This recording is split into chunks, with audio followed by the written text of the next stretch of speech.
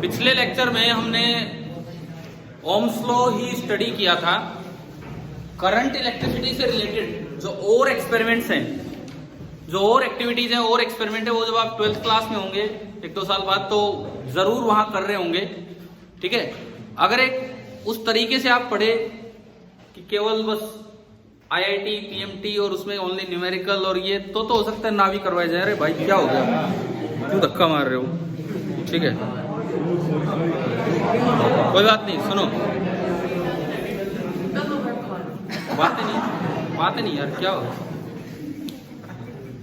देखिए, अगर आप नॉर्मल वे में फिजिक्स के तरीके से पढ़ेंगे, क्योंकि IIT PMT इनमें भी तो एक्सपेरिमेंट रिलेटेड क्वेश्चंस हो सकता है बहुत पहले भी आते हो, लेकिन अब भी आते रहते हैं। अब बल्कि वेटेज थोड़ी सी ज्यादा है, पिछले 10 साल के मुकाबले आजकल ज्यादा है, इस तरह से काम है।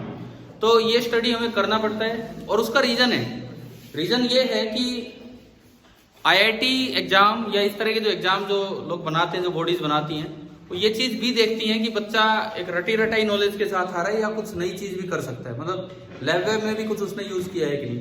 तो एक बात बताओ, लास्ट टाइम मतलब कल हमने ओम्स लॉ स्टडी किया, क्या एक परमानेंट सी पिक्चर उसकी दिमाग में बैठ गई क्या? और अच्छा होता अगर मेरे पास और आधा घंटा होता और आपको एक एक सेटअप दिया जाता 5-5 के ग्रुप में, तो फिर उसमें क्या होता है, फिर तो हर एक बच्चा अपना ट्राई कर सकता है भी क्या होना है क्या नहीं। ठीक है, लेकिन कोई नहीं, अब भी आपको समझ तो आ ही गया है कि किस तरह से होता है। ठीक है, ऐसे ही अब हम चलते हैं अपने ऑप्टिक्स की एक्सपेरिमेंटल स्टडी पे। ठीक है, लैब में तो एक ही काम होता है, यहाँ 4-5 काम हम बता देंगे कि इसमें क्या है।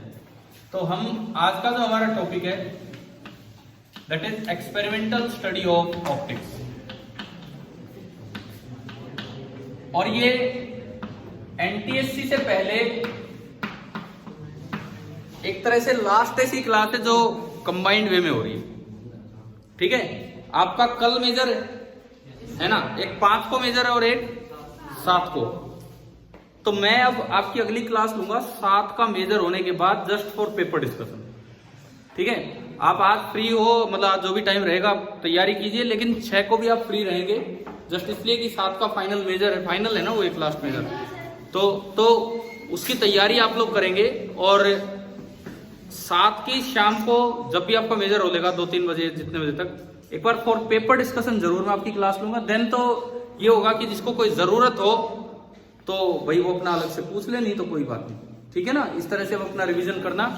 और अभी जो पिछले टेस्ट का जो स्कोर आया है, ऊपर ऑफलाइन स्कोर को कंपेयर कर रहे थे, तो आप लोगों का अच्छा है। ऐसा नहीं है कि देखो फिजिक्स पूरे ब्रांच हम हर ब्रांच की देख रहे हैं, तो ऐसा नहीं है कि फिजिक्स में कोई भी ब्रांच कोई बहुत ही भारी स्कोर कर रही हो। ऑन एन एवरेज आपका जो स्कोर रहा है ऑफलाइन टेस्ट में फिजिक्स में अच्छा रहा है, बहुत अच्छा नहीं रहा है तो खराब भी नहीं है, मतलब किसी से डाउन नहीं है, इस तरह का आपका स्कोर है। ठीक है, कुछ तो इम्प्रूवमेंट है। जो बीच सीट में जो पेपर ऑफलाइन होने ही लगे थे उस समय तो बिल्कुल ही पता नहीं क्या था क्या नहीं था, कोई नहीं। और अब भी वो दिख रहा है, ऑनलाइन बच्चे आज भी 13 में से 13 ला रहे हैं, केवल महेंद्रगढ़ वाले। ऑनलाइन स्कोर में केवल महेंद्रगढ़ वाले बच्चे इतना स्कोर कर रहे हैं। ठीक है, पता नहीं क्या उनके हाथ लगा हुआ है। देखो देखिए, तो अब सुनिए इधर, experimental study of optics. Experimental study of optics, इसके बारे में 2 बातें तो मैं आपको पहले बताऊं, जो मैं पीछे पता नहीं ऑफलाइन या ऑनलाइन क्लासेस के समय डिस्कस कर चुका हूं।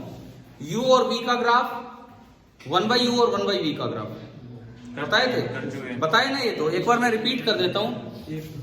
देखो, आपका कभी हमने पढ़ा था U के साथ V का ग्राफ, शायद ऐसा बना था। उसमें अगर एक लाइन लगाई जाए x बराबर y मतलब u बराबर v, 45 डिग्री वाली लाइन। मैं कॉन्वेक्स लेंस की बात कर रहा हूँ, ये कॉन्वेक्स लेंस पे ही ज्यादा एक्सपेरिमेंटल काम आते हैं। तो ये वो पॉइंट होता है ग्राफ में जहां पे जितना u है उतना ही v है। सपोज ये पॉइंट आपको दिखा रखा है 6 सेंटीमीटर, तो ये भी कितना हो जाएगा? केवल इस ग्राफ से देख के बताओ कि इस कॉन्वेक्स लेंस की फोकल लेंथ कितनी है। बस केवल और केवल इस ग्राफ से देख के बताओ कि इस कॉन्वेक्स लेंस की फोकल लेंथ कितनी है? 3। कैसे? u और v u और v बराबर तब होते हैं जब 2f इधर ऑब्जेक्ट हो और 2f उधर इमेज। पहला सवाल एक्सपेरिमेंटल स्टडी का आ गया समझ में। डायरेक्ट हमें पता लग रहा है कि भाई इस समय आपके शायद आए हैं कभी ऐसे सवाल। ये दूसरी साइड भी तो बनेगी नेगेटिव में। हाँ वो तो हम विद साइन कन्वेंशन चले, उस पर नहीं जा रहे, मैं मोड ले रहा हूँ एक तरह से ना। यहाँ पे डिस्टेंसेज है, डिस्टेंसेज, ठीक है। क्या पहली चीज समझ में आ गई है क्या है? 2f पे होता है और डिस्प्लेसमेंट मेथड का एक पॉइंट है। पीछे मुझे एक बार बताओ, क्या किसी टेस्ट में इस पे सवाल आ चुके हैं ना शायद? इस पे आया था या उस पे 1/u 1/v जिस पे भी आया था, ठीक है। दूसरी बात, ये 2f आया, इससे रिलेटेड एक मेथड हमने पढ़ा था, डिस्प्लेसमेंट मेथड पढ़ा था। कौन सा, क्या था उसमें कि शुरू में कॉन्वेक्स लेंस में शुरू में ऑब्जेक्ट बहुत दूर है तो आप इमेज धीरे चलेगी। जब तक ऑब्जेक्ट 2f पे आएगा इमेज f से केवल 2f तक जाती है। जब तक ऑब्जेक्ट 2f पे आएगा इमेज केवल f से 2f पे ही जाएगी। यहां तक तो सेपरेशन कम हुआ और उसके बाद सेपरेशन बढ़ेगा। तो मैं इन चीजों पे, मैं अभी मेरे साथ 2 पुस्तकें लेके आया हूं, 2 किताबें लेके आया हूं। एक है experimental book, just lab manual भी नहीं है ये लगा लो, और दूसरी है 12th की एनसीईआरटी। तो आज का जो हमारा टारगेट है केवल और केवल हम फोकस्ड रहेंगे only on experimental study of optics. तो ये वाला ग्राफ वाला काम आ गया समझ में। इसकी फोकल लेंथ पूछी जाए तो कितनी होगी? 3 सेंटीमीटर। अगला सवाल आप लिखिए 12th एनसीईआरटी से, आप लिखिए अपनी कॉपी में लिखिए जो मैं बोल रहा हूं।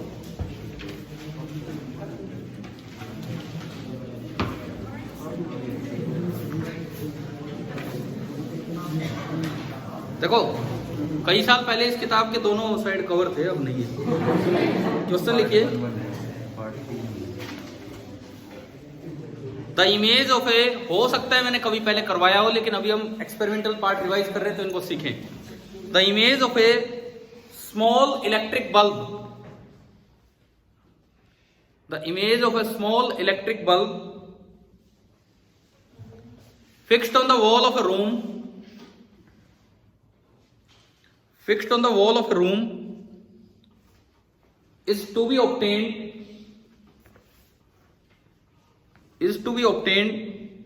on the opposite wall, is to be obtained on the opposite wall 3 meter away, is to be obtained on the opposite wall 3 meter away by using a convex lens, by using a convex lens. What is the, सवाल ये है, what is the maximum possible focal length, what is the maximum possible focal length required for this purpose? Maximum possible focal length required for this purpose.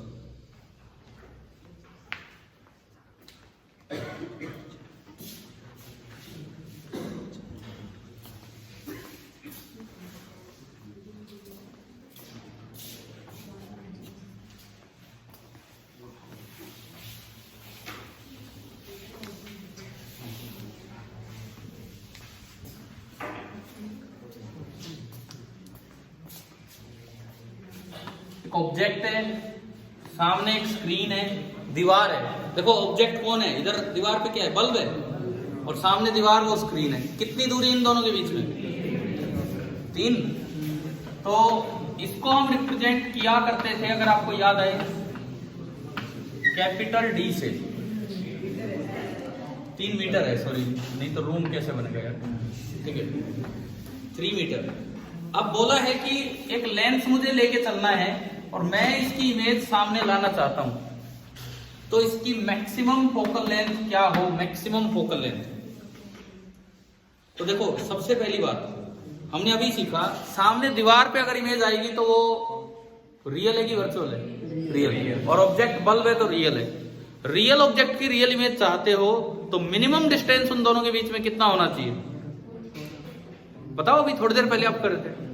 4f। इसका मतलब ये जो चीज है इसकी मिनिमम वैल्यू कितनी होनी चाहिए? 4f। d minimum is equal to 4f। और you can say D is less than or equal to ना मिनिमम। मिनिमम का मतलब या तो इतना हो या इससे बड़ा हो। मिनिमम का क्या मतलब होता है, या तो ये हो या फिर इससे बड़ा हो। तो ये हो गया। अब डी आपको पता ही है, डी तो फिक्स ही है। कितना है डी? 3 मीटर। तो डी आपका हो गया 3 metre. This is greater than or equal to 4f और यहां से f कितना आया? Less than or equal to 3/4 metre. Centimetre में चाहिए तो इंटू 100 कर दो, 75। f is less than or equal to 75 centimetre. तो एक बार देख के बताओ ये मिनिमम वैल्यू है कि मैक्सिमम? f या तो इतना हो या इससे कम। इसका मतलब ये मेरे पास f की मैक्सिमम वैल्यू आ गई और कितनी आ गई? 75 सेंटीमीटर। समझ आया? क्लियर हुआ सभी को कि नहीं बताओ? हाँ जी, कोई डाउट है क्या इसमें? ठीक है। अगली चीज, डिस्प्लेसमेंट मेथड बड़ा अच्छा एक्सपेरिमेंटल टॉपिक है जिसपे जेईई मेंस, नीट, आपके एनटीएससी में भी तो पीछे भी तो कई बार अपने मेजर माइनर के पेपर आए हैं ना। ये किसमें आया था? हरियाणा रीजन में आया हुआ है। ठीक है। अब देखो इसमें अगला काम क्या होता है। मान लो ये D4F से बड़ा है। देखो अगर D4F है, ये भी एक सवाल बन के आ सकता है। अगर D4F है तो केवल एक पोजीशन लेंस की ऐसी मिलेगी जब इमेज सामने ऑब्टेन हो रही हो, वो मिलेगा मिड पॉइंट। अगर D4F से कम है तो आप कहीं से कहीं लेंस को ले आओ, एक भी पोजीशन नहीं मिलेगी। और अगर D4F से ज्यादा है तो एक इधर मिलेगी और एक इधर। कितनी पोजीशन मिलेगी? 2। अभी थोड़े दिन पहले आप में से एक बच्चे ने एक सवाल पूछा था, उसमें लेंस को नहीं चला रहे थे। हरियाणा रीजन का था वो। पूछा था ना आपने, यहाँ क्लास में ही हुआ था। उसमें किसको चला रहे थे हम? स्क्रीन को, जिसमें पहले मैग्निफिकेशन M1 था, फिर ऑब्जेक्ट को फिर से मूव कराया और बाद में मैग्निफिकेशन M2। तो वो अलग है वो भी डिस्प्लेसमेंट, लेकिन वो एक अलग चीज है। ठीक है। अब देखो आप इधर सुनो। अगला सवाल ये था, पहले मैं आपको फॉर्मूला बता देता हूं। अगर ये D, let this D is greater then 4F। मैंने माना कि ये D जो है ये 4F से बड़ा है। तो अब इस केस में अगर आप देखते हो कि अगर D 4F से बड़ा होगा तो एक बार तो लेंस मिड पॉइंट से इधर रखने पे इमेज मिलेगी और एक बार लेंस मिड पॉइंट से उधर रखने पे इमेज मिलेगी। जब मैंने इधर रखा उस वक्त अगर ये दूरी x है तो वो दूरी कितनी होती है? y। तो हमने कभी पढ़ा होगा जब दूसरी साइड रखोगे तो ये दूरी y हो जाएगी और केवल वो डिस्टेंसेस क्या होती है? इंटरचेंज होती है। कुछ फॉर्मूले बता रहा हूं मैं आपको डायरेक्ट। अभी मान लो पहली बार इमेज दूर बनी तो बड़ी इमेज बनेगी, इन्वर्टेड और बनी। दूसरी बार इमेज पास बनी, इससे तो छोटी बनेगी। क्लियर? अगर पहली इमेज का साइज h1 है, दूसरी इमेज का साइज h2 है और इसका साइज h है, तो हमने पढ़ा होगा कि height of object is equal to under root of h1 into h2। सबको याद है ये फॉर्मूला? दूसरी बात, इन दोनों में देखो, मुझे ये लगता है कि ये डिस्प्लेसमेंट मेथड एक बड़ा अच्छा टॉपिक है आईआईटी में भी आने के लिए। लेकिन हम तो भी एनटीएससी की बात करें, आए भी हैं इन पे सवाल, क्योंकि ये थ्योरी में पढ़ाया भी जाता है और साथ में थ्योरी का तो टॉपिक नहीं है कहाँ का, ये लैब का टॉपिक है। वहां पे एक ऑप्टिकल बेंच होती है और उस पे ये चीजों को मुंह करा के देखना होता है। ठीक है ना? अगर दोनों पोजिशंस के बीच की दूरी d है, ये दूरी कैपिटल D है और लेंस की फोकल लेंथ f है, तो बताओ अगर आपको याद हो। d square minus d square upon 4d। d square minus d square upon 4d। याद है ये फॉर्मूला? तो मैं एक सवाल और एनसीईआरटी टेक्स्ट बुक से ही लेता हूं 12 से। अगला सवाल कीजिए अब।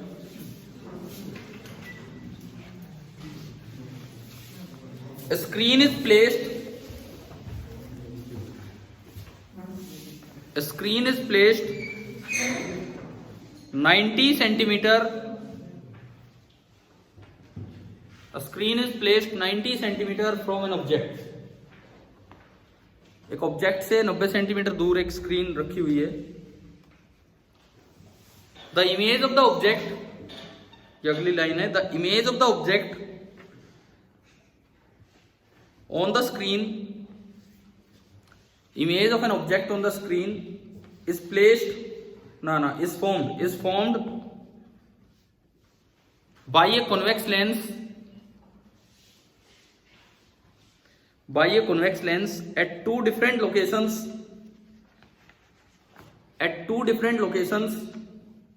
सेपरेटेड बाई 20 सेंटीमीटर, बस इतना ही है, separated by 20 centimetre. Find F of lens, find focal length of lens.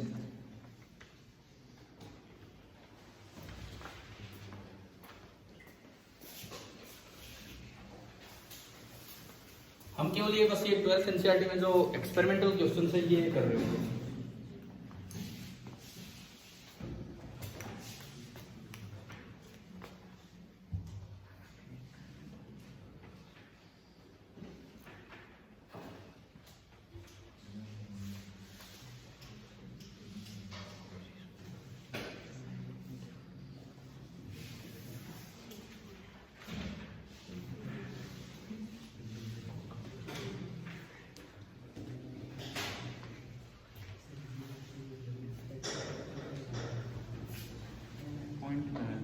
हाँ हो सकता है, मे भी आंसर मैंने देखा नहीं, बुक में पीछे दिया हुआ है। लेकिन मैं आंसर बता देता हूँ आपको क्या है। 21 पॉइंट कुछ होगा। सुनो,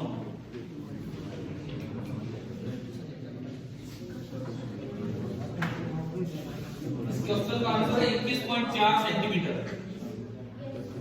क्वेश्चन का आंसर है फोकल लेंथ होगी 21.4 सेंटीमीटर। फॉर्मूला लगाना है, हाँ सिंपल है। कैपिटल डी कितना है 90 सेंटीमीटर और स्मॉल डी 20। तो आपको सीधा फॉर्मूला लगाना है। फॉर्मूले में ये मत भूल जाना कि ये कैपिटल डी होगा। मतलब आप ये मान के चलो यार, अगले जो 2 मेजर होंगे ना, मुझे ये उम्मीद है कि अगले 2 मेजर में कोई एक सवाल तो डिस्प्लेसमेंट मेथड पे डाल ही देगा। ठीक है, आपके ऑप्टिक्स के हिसाब से एनटीएससी के लिए भी, क्योंकि हरियाणा रीजन में भी इनके सवाल आ रहे हैं, तो एक अच्छा टॉपिक है। ठीक है, अगर प्रीवियस ईयर को ध्यान में रखते हुए थोड़ा ये बनाया गया तो चले, हो गया ये वाला काम। ठीक है, इसके बाद देखो आपकी 10th क्लास की एनसीईआरटी बुक में अभी तो नहीं होगी किसी के पास, या है 10th एनसीईआरटी है तो एक बार दिखाना।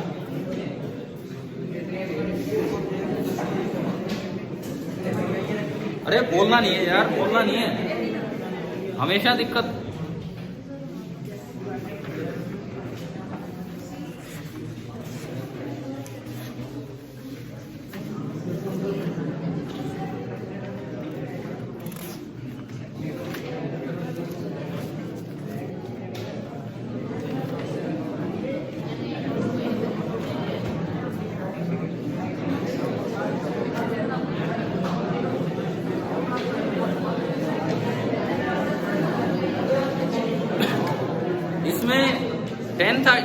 सुने इधर सुने,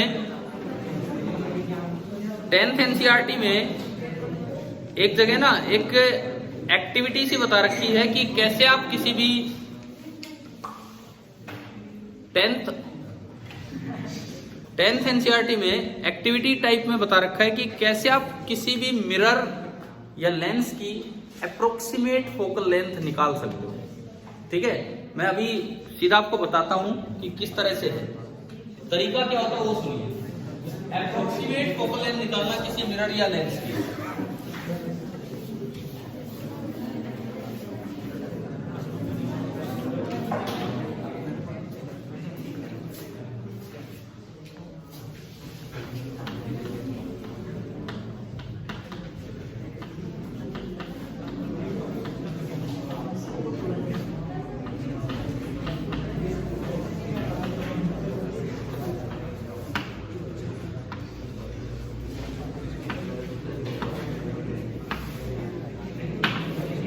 किसी भी मिरर या लेंथ की अप्रोक्सीमेट फोकल लेंथ निकालने का तरीका सुने आप। पहले मैं मिरर पे आता हूं, सबसे पहले मैं मिरर पे आता हूं। आप मिरर को खिड़की के पास ले जाए। ठीक है, अभी तो खैर मिरर है नहीं हमारे पास।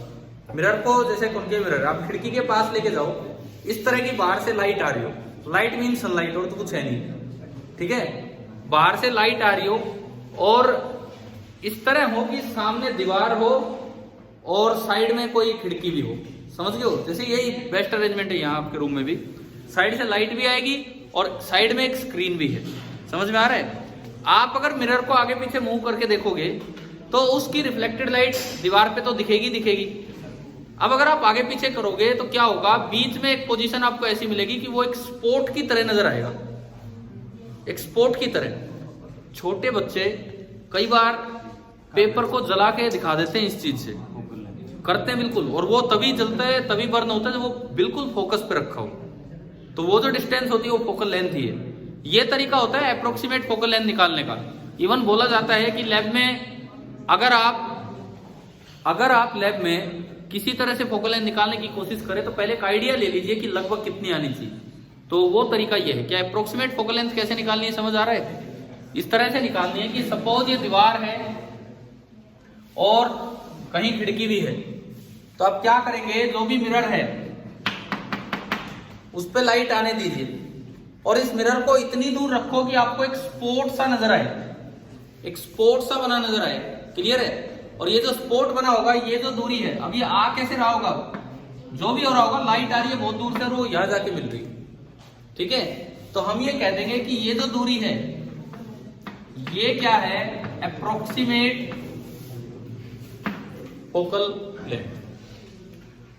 ठीक है, ये है आपकी अप्रोक्सीमेट फोकल लेंथ। इससे इवन आप उस ऑब्जेक्ट का, जैसे सन, देखो यार लोगों ने, तो मैं बता रहा हूं, मतलब बहुत काम करके दिखा दिए। सन की अर्थ से दूरी बता दी, मून की अर्थ से दूरी बता दी, अर्थ को तोल के दिखा दिया, धरती का वजन निकाल दिया कि 6 × 10⁻24 किलोग्राम। मतलब ऐसे ऐसे काम जो हम सोच नहीं सकते, वो इन्होंने इन तरीकों से निकाल दिए। तो अब ये देखो, यहां से हम मून या सन का साइज निकाल सकते हैं। दूरी पहले निकाल रखी है।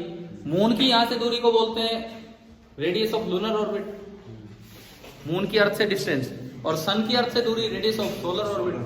समझ गए ये चीज? तो डिस्टेंस तो पहले से ही निकाल रखी है। अब देखो मैं साइज निकालना सिखाता हूं आपको कि किस तरह, पहले मिरर और फिर लेंस। ठीक है, क्लास समझ में आ रही है? ये वो सवाल हैं जो नॉर्मल थ्योरी की बजाय एक्सपेरिमेंटल स्टडी में ज्यादा इंक्लूड होते हैं। ठीक है, और इनसे रिलेटेड क्वेश्चन 12th एनसीईआरटी से हम ले ही रहे होंगे। अब देखो सन या मून का साइज कैसे निकलेगा वो सुनिए। सपोज मुझे सन का साइज निकालना है। यहां मैंने एक ये मिरर ले रखा है, कॉनकेव मिरर, ये है हमारा कॉनकेव मिरर। अब देखो साइज निकालने का तरीका देखो आप, बहुत दूर, ये कौन है, सन है, बहुत दूर ये सन है। ठीक है, इसके टॉप से कुछ रेज आ रही हैं, मैंने वो वाली रे बनाई जो कि पोल पे गई। क्या बोलते थे इस रे को? चीफ रे। नाम याद आ रहा है? कभी बताइए। प्रिंसिपल एक्सिस तो यही चीफ रे होती थी जो सीधी पोल पे जा रही है। ठीक है, अब सुनो, आगे सुनो। यहां से आने वाली रेज तो ऐसे ही आएंगी, लेकिन वो इतनी दूर से आ रही है कि यहां से आते कैसे हो जाएगी, पैरेलल। और पैरेलल रेज कहां जाके मिलती है? फोकस पे। पैरेलल रेज जो है वो मिलती है फोकस पे। यानी कि आप फोकस पे नीचे एक लाइन लगाओ, जितने एंगल पे रे आई, सपोज ये एंगल ऑफ इंसिडेंस आई, मैं थीटा कहता हूं, थीटा, उतने ही एंगल पे ये वाली रे तो उतने ही एंगल पे जाएगी। कारण ये है कि इस जगह यही नॉर्मल है, इस जगह यही नॉर्मल है, तो ये एंगल ऑफ इंसिडेंस हो गया, तो यही क्या होगा, एंगल ऑफ रिफ्लेक्शन। और जहां भी ये रे मिलेगी वहीं सन की इमेज बनेगी, क्योंकि दूसरी रे, हमें कोई मतलब नहीं दूसरी रे ऐसी आनी है, क्योंकि सारी रेज मिलनी कहां पे है, फोकस पे। तो हमने क्या किया, सन की एक छोटी इमेज यहां पे ऑब्टेन कर ली। लेकिन ये ऐसे बनेगा यार, नस नहीं है ये, लेकिन मतलब मैं तो ये कह रहा हूं कि सन एस नीचे चला जाएगा, एन ऊपर, बस और कोई मतलब नहीं। ठीक है, अब सुनो, आगे सुनो इधर। इस चीज को हम किसी तरह से मेजर कर लेते हैं, क्योंकि ये तो कुछ सेंटीमीटर होगी, अगर प्रॉपरली किया जाए तो ये तो कुछ सेंटीमीटर है। तो हम क्या करते हैं, इस चीज को मेजर कर लेते हैं। सपोज ये हाइट कितनी है, h डैश बोल देता हूं। ठीक है, ये दूरी आपको पहले से ही पता है, फोकल लेंथ हमने अप्रोक्सीमेटली अभी निकाली थी, या और भी तरीके होंगे, बने बनाए मिरर आते तो आपको पता ही होगा कि भाई कितनी इसकी फोकल लेंथ है। मैं f भी जानता हूं, मैं h डैश भी जानता हूं, तो क्या मुझे थीटा मिल गया? टेन थीटा कितना, इस ट्राइंगल एच डैश हमने मेजर किया, एफ मुझे पहले से पता है, टेन थीटा कितना, एच डैश बाई एफ, और ये बहुत छोटा होता है, ये एच डैश बहुत बड़ा नहीं होगा, ये बहुत छोटा होता है, ठीक है। तो दिस इज वेरी स्मॉल। अब आप एक बात बताओ, अगर बहुत छोटा होगा तो टेन थीटा को मैं नियरली क्या लिख सकता हूँ, थीटा लिख सकते हैं, लेकिन वो थीटा डिग्री में नहीं, रेडियन।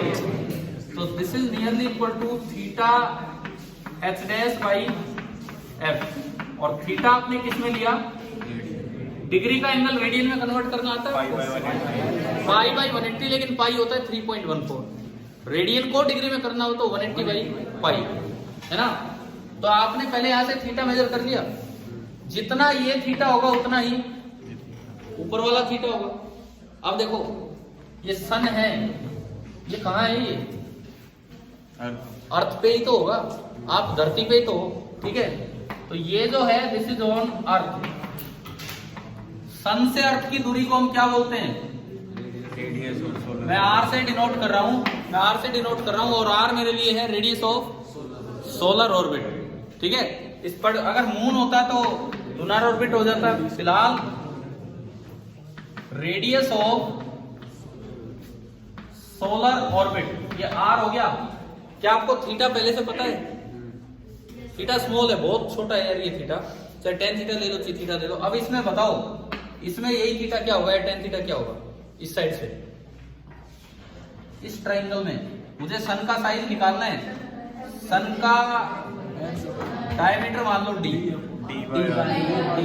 तो अगर मैं इस बड़ी सी ट्राइंगल से देखूं तो टेन थीटा कितना होगा, डी बाई आर, और यहां से कितना था, एच डैश बाई एफ, ठीक है।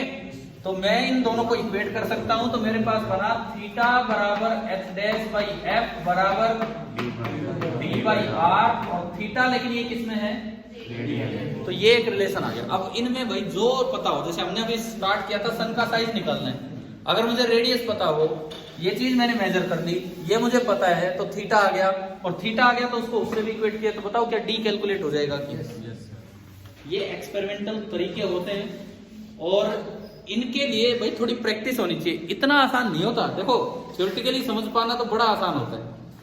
आप जैसे कल ओम्स लॉ वाला एक्सपेरिमेंट था, एक्चुअली आप सब तो दूर बैठे थे, मैं करता जा रहा था, आपको लग रहा था कि हाँ सीधा है ना।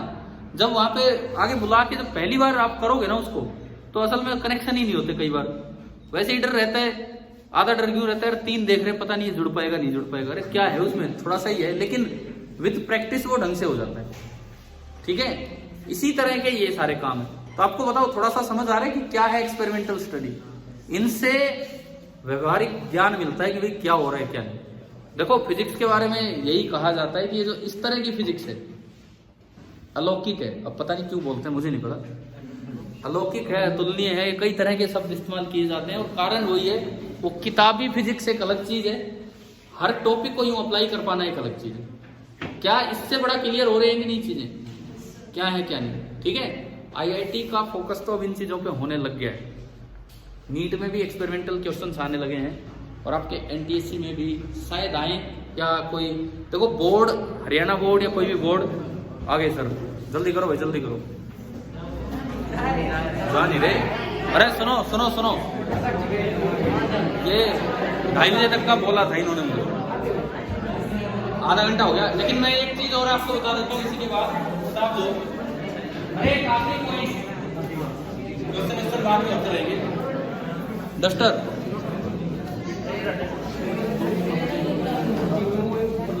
देखिए, आज का आखिरी पॉइंट हम समझ रहे हैं, लास्ट पॉइंट, बातें नहीं, last point.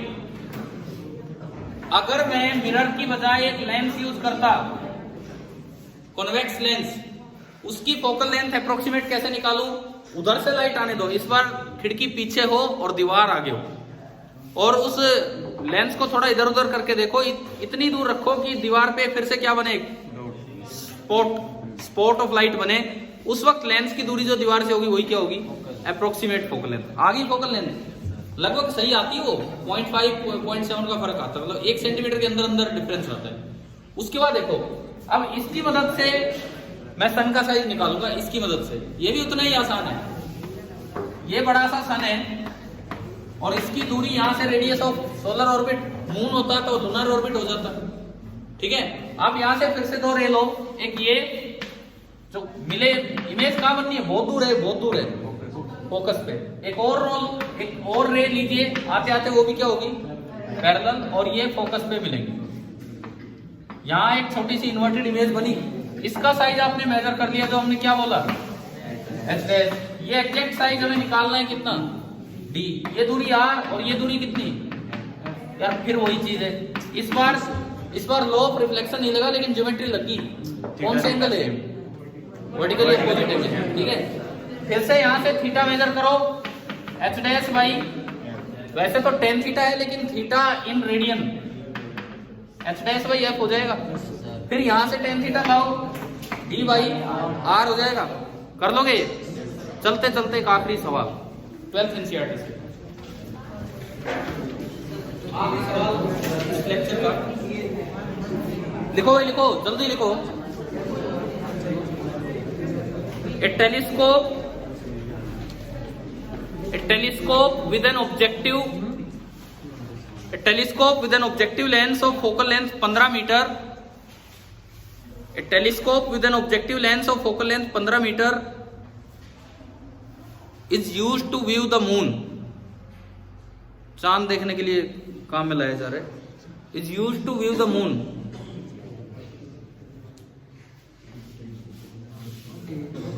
The diameter of moon is 3.48 into 10 is power 6 meter. 3.48 into 10 is power 6 meter. And radius of lunar orbit, अच्छा इसमें तो उल्टा काम दिया है। Radius of lunar orbit is 3.8 into 10 is power 8 meter. 3.8 into 10 is power 8 meter. What is the diameter of image of the moon formed by convex lens, formed by objective lens? ये लिखा है, formed by objective lens. What is the diameter of image of the moon formed by objective lens?